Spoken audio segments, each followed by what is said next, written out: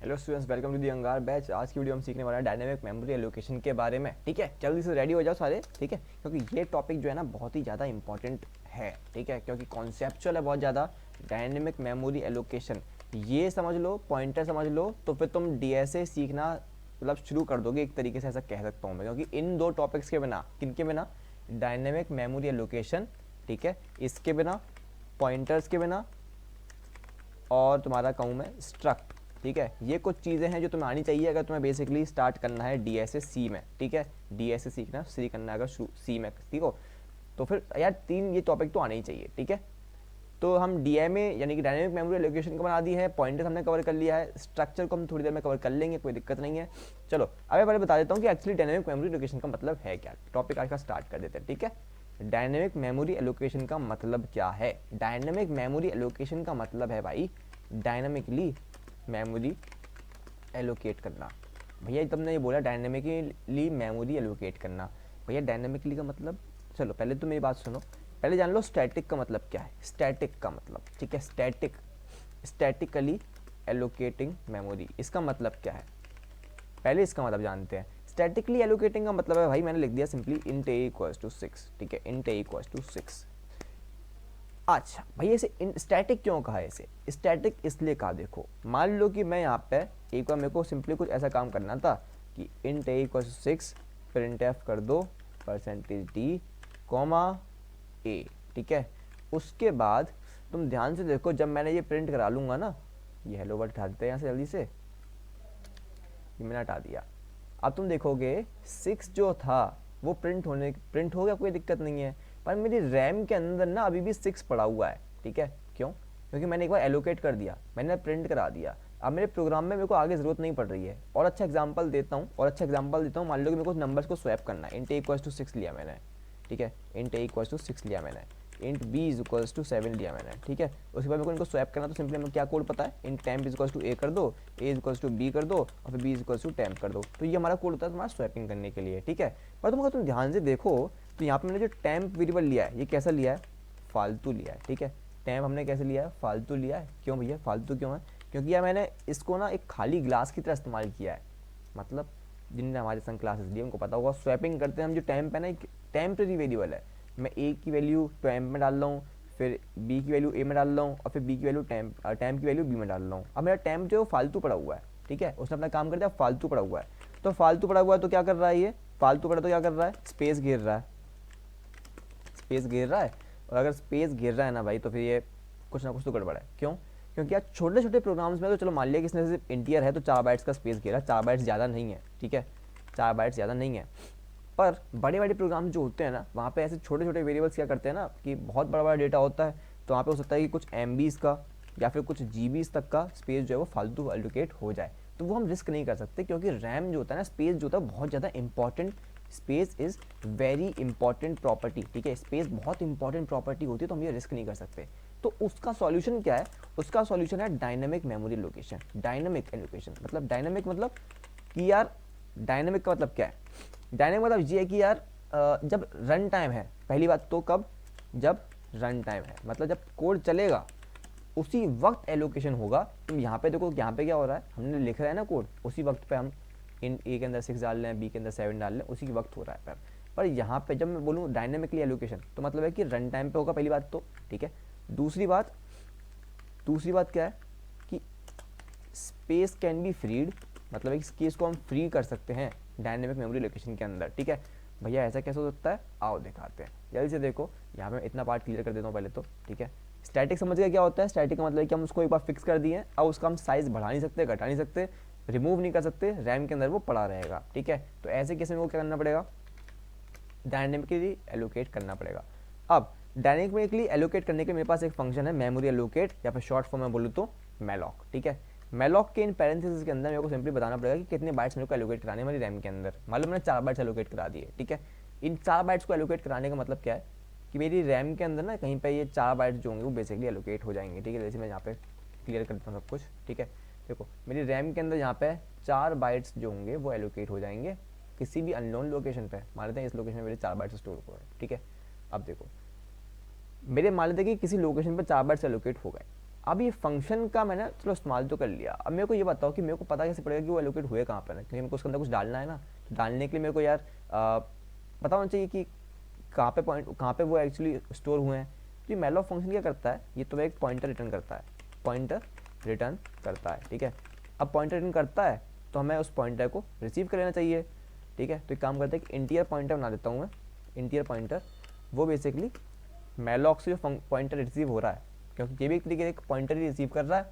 ये तुम्हें कैसा पॉइंटर दे रहा है, ये मैलॉक फुल लिखा है ना, ये बेसिकली एक पॉइंटर ही एक तरीके से मान लो, मैलॉक फंक्शन है पर ये तुम्हें रिटर्न क्या करेगा, ये इस पीटीआर को क्या देगा, एक पॉइंटर देगा। कौन से टाइप का, कौन से टाइप का, वॉइड टाइप का।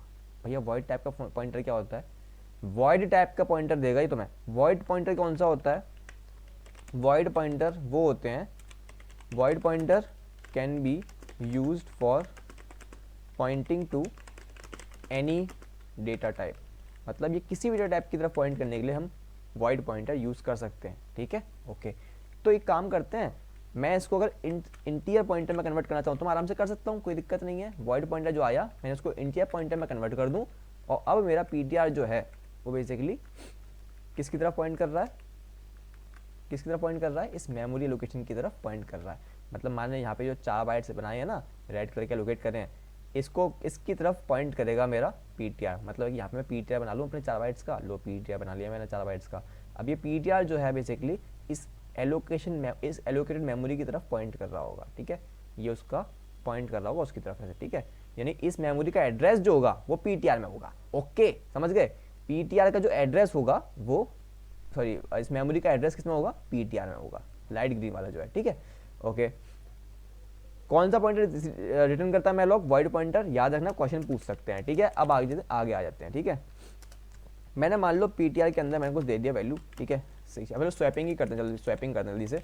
Int A is equals to हमारे पास 6 है, इंट बी हमारे पास 7 है, ठीक है। पहले मैं क्या कर रहा था, टैम्प का यूज़ कर रहा था, अब मैं टैम्प का यूज़ नहीं करूँगा, अब मैं उस लोकेशन पर डालूंगा वैल्यू, ठीक है। उस लोकेशन पर डालूंगा वैल्यू, कौन सी, मतलब टैम्प ले लेते ना पहले, अब टैम्प की जगह हम उस लोकेशन का इस्तेमाल करेंगे। तो जैसे हम पहले लिख रहे थे, int temp is equals to a is equals to b, और फिर b is equals to temp. तो यही हम कर रहे थे, यही हम कर रहे थे, और हम ये नहीं करेंगे अब, ठीक है। इसकी जगह हम क्या करेंगे, हम जहाँ टैम्प यूज़ कर रहे थे वहाँ पे हम यूज़ कर लेंगे हमारी वो मेमोरी लोकेशन, ठीक है। तो वैल्यू एट पीटीआर, यानी कि वो मेमोरी लोकेशन हम यहाँ पे ऐसे एक्सेस कर रहे हैं, वैल्यू एट पीटीआर। पीटीआर में क्या है, एड्रेस है, किसका, लोकेट, तो हमने जो मेमोरी एलोकेट करी है उसका। तो हम उस वैल्यू पे जाके क्या स्टोर कर रहे हैं, ए स्टोर कर रहे हैं। तो यहाँ पे भी टैम्प ही चेक कर देता हूँ मैं, वैल्यू एट पीटीआर। भैया ये करने से क्या हुआ, अब देखो करा क्यों मैंने, जब मैंने ये कर दिया तो हाँ मेरी स्वैपिंग हो गई, कोई दिक्कत नहीं है, आराम से स्वैपिंग हो गई। अब मैं, जादू ये है कि अब मैं इस पॉइंटर को कर सकता हूँ फ्री, ठीक है। भैया ये क्या है, ये है फ्री फंक्शन। फ्री फंक्शन क्या करता है, फ्री फंक्शन के अंदर मैं जिसका भी नाम रखूंगा, जिस भी पॉइंटर का मैं नाम डालूंगा, वो पॉइंटर जिस मेमोरी ब्लॉक की तरफ पॉइंट कर रहा होगा वो हो जाएगा फ्री, ठीक है। मतलब वो इंडिपेंडेंट हो जाएगा।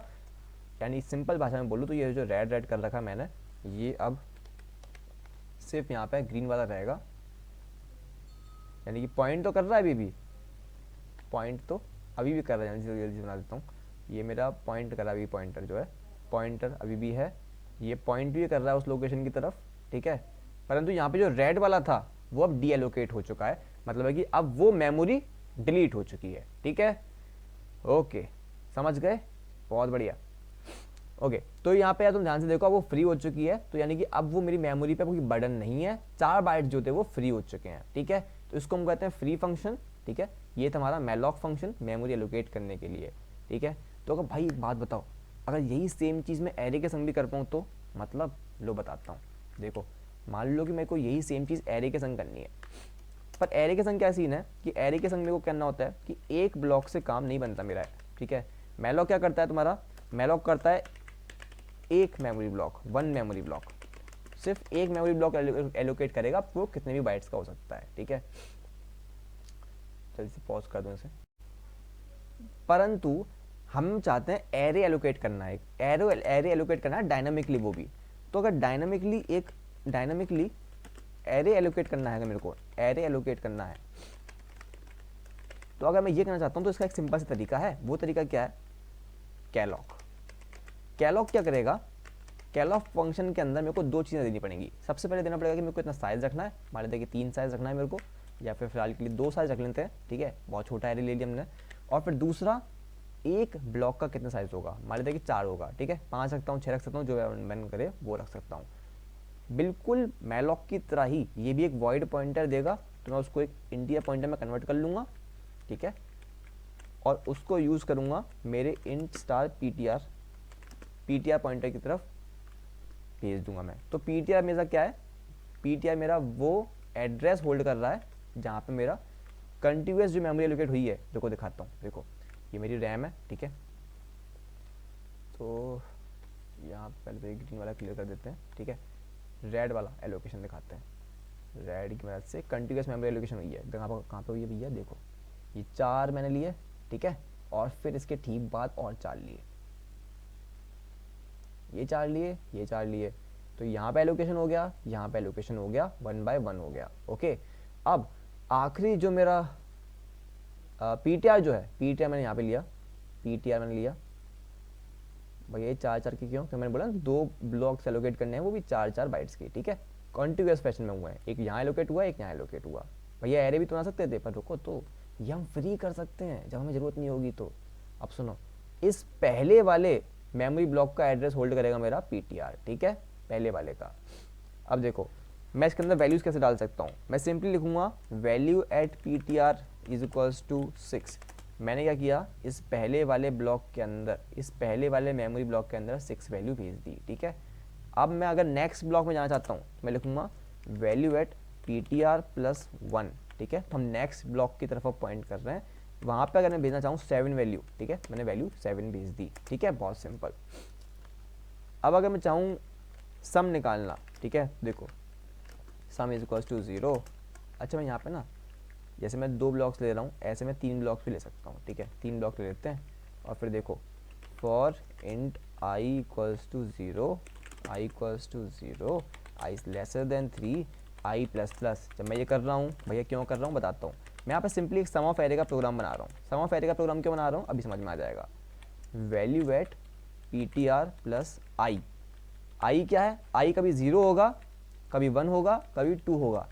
तो मेरा बेसिकली, मैं ध्यान से देखो, मैं जो मैंने एलोकेशन करा था, और एलोकेशन कर देता हूँ, star value at PTR plus 2 is equals to 10 ले लिया मैंने। तो यहाँ पे इसने तीनों पोजीशंस पे मेरी मेमोरी एलोकेट कर दी, पीटीआर 1 पे, 2 पे, और 0 पे, 1 पे और 2 पे, ठीक है। अब यहाँ पे मैं sum equal sum plus value at PTR plus i कर रहा हूँ, तो इन सारी वैल्यूज जो है वो ऐड हो जाएंगी, और यहाँ पे मैं प्रिंट करा लूँगा sum, printf percentage d comma sum. तो मैंने जब ये सम प्रिंट कराया, सम प्रिंट कराएंगे तो देखते कितना आ रहा है, ठीक है, जल्दी से रन करा देते। 23 मेरा आंसर आ गया, ठीक है, 23 आ गया, कोई दिक्कत नहीं है। पर अभी एक चीज़ और है यार, ये मेरा पॉइंटर जो था, मैंने सम निकाल लिया, कोई दिक्कत नहीं है, पर अब ये एलोकेट तो अभी मेरी मेमोरी के अंदर अभी भी ये ब्लॉक्स जो हैं वो एलोकेटेड हैं। मैं नहीं चाहता हूँ कि इनकी तरफ पॉइंट करे, अब मतलब मैं नहीं चाहता हूँ कि ये मेमोरी ब्लॉक्स अब रहें, क्योंकि सम मैं निकाल चुका हूँ। तो ऐसे केस में को क्या करना पड़ेगा, इन ब्लॉक्स को डी एलोकेट करना पड़ेगा। तो बहुत सिंपली मैं क्या करूँगा, यहाँ पे लिखूँगा फ्री कौन सा, पीटीआर को मैंने फ्री कर दिया। अब जो पूरा की पूरा एरे बना था वो पूरा की पूरा मेरी मेमोरी से हो जाएगा डिलीट, ठीक है। ये पूरा एरे उड़ गया, ये उड़ गया, ठीक है, ये मेमोरी पूरी डीएलोकेट हो गई यहाँ से, ये पूरा डीएलोकेट हो गया। अब अगर ये डीएलोकेट हो चुका है तो ये क्या, ये मेरा पॉइंटर अभी भी कहीं और पॉइंट्स कर रहा है क्या इसमें कहीं और का एड्रेस होगा? नहीं भाई, एड्रेस तो इसमें वहीं का होगा, बहुत कॉमन सी बात है। तो ऐसा पॉइंटर जो किसी ऐसी मेमोरी लोकेशन की तरफ पॉइंट करता है जिसमें पहले कभी वैल्यू थी, ठीक है, जिसमें कभी पहले डेटा एलोकेटेड था पर अब नहीं है, ऐसे पॉइंटर को हम कहते हैं डैंगलिंग पॉइंटर या फिर वाइल्ड पॉइंटर, ठीक है। कॉन्सेप्ट बता दिया। तो हमने कौन कौन से फंक्शंस देख लिया अभी, जल्दी से देख लो। हमने पहले मैलॉक सीखा, अगर मेरे को एक मेमोरी ब्लॉक एलोकेट करना हो कैसे, सिंपली लिखो मैलॉक, ठीक है, कैसे मैलॉक, उसके अंदर दिया साइज, ठीक है, कितने बाइट्स बेसिकली, ठीक है। उसके बाद यहाँ पे तुम्हें बता दूं कि वो वाइड पॉइंटर कन्वर्ट करता है, तो यहाँ पे हमें कन्वर्जन करना पड़ेगा स्टार का, ठीक है। और सेम हमारा हमने देख लिया कैलॉक के संग, कैलॉक में को क्या देना पड़ेगा, कैलॉक में भी वही सेम चीज़ कन्वर्जन करनी पड़ेगी, ठीक है। तो वहाँ पे हमें पहले बताना पड़ेगा कि कितने ब्लॉक्स और फिर एक एक ब्लॉक का साइज, ठीक है। और पहले ब्लॉक का एड्रेस जो होगा वो कहाँ रिसीव होगा, पीटीआर में रिसीव होगा। सिंपल।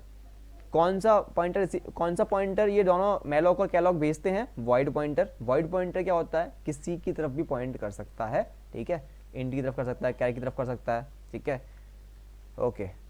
तुम बोलोगे भैया वॉइड पॉइंटर ही क्यों भेजता है, क्योंकि भाई जब तुम मैलॉक कैलॉक यूज़ कर रहे हो तो मैलॉक को नहीं पता कि तुमने इंटीरियर के लिए वहाँ पे मेमोरी एलोकेट कर रहे हो या फिर कैरेक्टर के लिए एलोकेट कर रहे हो, वो इसलिए वॉइड पॉइंटर रिटर्न करता है। तुम उस वॉइड पॉइंटर को इंट पॉइंटर में कन्वर्ट कर दे रहे हो यहाँ पे टाइप कन्वर्जन करके, ठीक है। चलो होपफुली तुमको लोग को समझ में आया होगा कि एक्चुअली क्या मज़ेदार चीज़ है, मतलब memory location, dynamic memory location, क्योंकि यार इसमें तुम एक्चुअली मेमोरी फ्री कर सकते हो जहाँ पे ज़रूरत नहीं है, ठीक है। तो कितनी मस्त चीज़ है। तो होपफुली तुम लोग को मज़ा आएगा इस वीडियो को देखने में और समझ में भी आएगा बहुत बेहतर तरीके से कॉन्सेप्ट जो है। थोड़ा वीडियो फास्ट हो गया क्योंकि मैं यार वीडियोज़ लॉन्ग बनाता नहीं हूँ, ठीक है। तो अगर कोई भी डाउट बचा हो तो जल्दी से कमेंट कर देना नीचे और मैं उसके लिए भी नई वीडियो लेके आ जाऊँगा। तब तक के लिए जय हिंद, जय श्री राधे। चलो आगे चलते हैं।